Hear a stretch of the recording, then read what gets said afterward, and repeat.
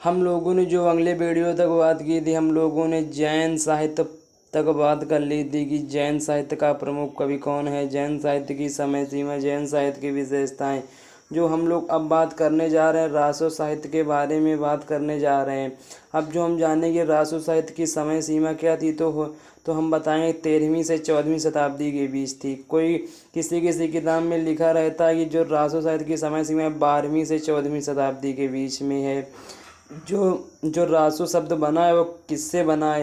रास धातु में घन प्रत्यय के योग से हमारा रासो शब्द बना है।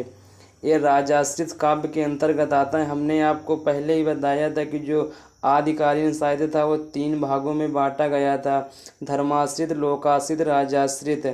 और ये हमारा रासो साहित्य ऐसा साहित्य है जो कि राजाश्रित साहित्य के अंतर्गत आता है, क्योंकि जो इस साहित्य की जो प्रमुख विशेषता रही, आश्रयदाता राजाओं की प्रशंसा। जो आश्रयदाता, इसमें राजाओं का ही वर्णन मिलता है। इस साहित्य का कोई भी ग्रंथ खोल कर देख लें तो इसमें राजाओं का ही वर्णन है। अब रासो शब्द की उत्पत्ति। अब हम लोग रासो शब्द की उत्पत्ति के बारे में जानेंगे कि रासो शब्द की उत्पत्ति। आप लोगों ने गारसद तासी का नाम सुना होगा। गारसद तासी ने इतिहास लेखन की परंपरा की शुरुआत की थी। गारसद तासी ग्रंथ इस्तवार दा ला हिंदुस्तानी, ये ग्रंथ है ना। इस ग्रंथ में गारसद तासी ने रासो शब्द की उत्पत्ति राजसू से मानी है, राजसू या राजस से मानी है। अब रामचंद्र शुक्ल ने रासो शब्द की उत्पत्ति रसायन से मानी है। नंद दुलारे वाजपेयी ने रास शब्द की उत्पत्ति रास से मानी है। और दशरथ शर्मा ने रासो शब्द की उत्पत्ति रास से मानी। नागरी पिछाड़ी सभा ने भी इसे रासो शब्द की उत्पत्ति रास से मानी है। अब हम आचार्य हजारी प्रसाद द्विवेदी के बारे में देखेंगे। जो आचार्य हजारी प्रसाद द्विवेदी हैं, उन्हें रासो शब्द की उत्पत्ति रासो से मानी है।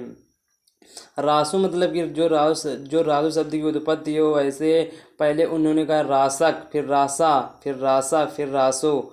और जो राजस्थानी शब्दकोश है वह भी रासो शब्द की उत्पत्ति रास शब्द से मानता है। जो सबसे ज़्यादा प्रामाणिक मत है आचार्य हजारी प्रसाद द्विवेदी का है। अब हम लोग रासो साहित्य की विशेषताएं देखेंगे कि रासो साहित्य की विशेषताएं क्या है। पहली विशेषता है आश्रयदाता राजाओं की प्रशंसा। दूसरी विशेषता युद्धों का सुंदर एवं सजीव वर्णन। तीसरा है वीर एवं श्रृंगार रस का वर्णन। चौथा है सामान्य जन की अपेक्षा। पांचवा है नारी का भोग रूप में चित्रण। और छठवां है संकुचित राष्ट्रीयता। और सातवां है डिंगल पिंगल शैली का प्रयोग। जो रासो साहित्य की प्रमुख रचना है, जो रासो साहित्य की जो पहली प्रमुख रचना है पृथ्वीराज रासो। पृथ्वीराज रासो का नाम हम लोग सुनते हैं तो पृथ्वीराज रासो के जो लेखक हैं चंद बरदाई हैं। जो पृथ्वीराज रासो में सर्गों की संख्या 69 है। पृथ्वीराज रासो में सर्गों की संख्या 69 है। और इसमें अगर पूछ ले कि पृथ्वीराज रासो में दोहों की संख्या कितनी है, तो हम लोग बता दें 16,306। पृथ्वीराज रासो में जो दोहों की संख्या है वो है भैया 16,306। जो इसका रचना काल है संमत 1290 1720 तक माना गया है। अब हम लोग इसके बाद देखेंगे कि जो इसके नायक और नायिका हैं। जो इसके नायक हैं पृथ्वीराज चौहान और जो इसकी नायिका हैं संयोगिता। जो ये कितने पृष्ठों में विभक्त है? ये 2500 पृष्ठों में विभक्त है। और इसके बाद देखेंगे कि इसका प्रमुख रस कौन सा है। इसका प्रमुख वीर रस है। ये किस श्रेणी में आता है? तो ये महाकाव्य की श्रेणी में आता है। अब इसके बाद देखेंगे कि पृथ्वीराज रासो को कुछ लोगों ने कह दिया प्रमाणिक और कुछ लोगों ने कहा कि पृथ्वीराज रासो अप्रमाणिक है। और किस आधार पर इसे प्रमाणिक सिद्ध किया और किस आधार पर इसे अप्रमाणिक सिद्ध किया गया। और किसी विद्वान ने तो इसे अर्ध प्रमाणिक कहा है। जो हमारे आप लोगों ने डॉक्टर बूलर का नाम सुना होगा। जब इसका प्रकाशन होने जा रहा था तो डॉक्टर बूलर ने एक कश्मीर पर एक जयानक नामक कवि की रचना थी पृथ्वीराज विजय। तो पृथ्वीराज विजय की जो घटनाएं थी वो इतिहास से मेल खा गईं। जो पृथ्वीराज रासो की घटनाएं थी वो इतिहास से मेल नहीं खाईं। तो इसे डॉक्टर बूलर ने सबसे पहले अप्रमाणिक सिद्ध कर दिया। अब कब किया? 1875 ईस्वी में डॉक्टर बूलर ने सर्वप्रथम इसे अप्रमाणिक सिद्ध किया।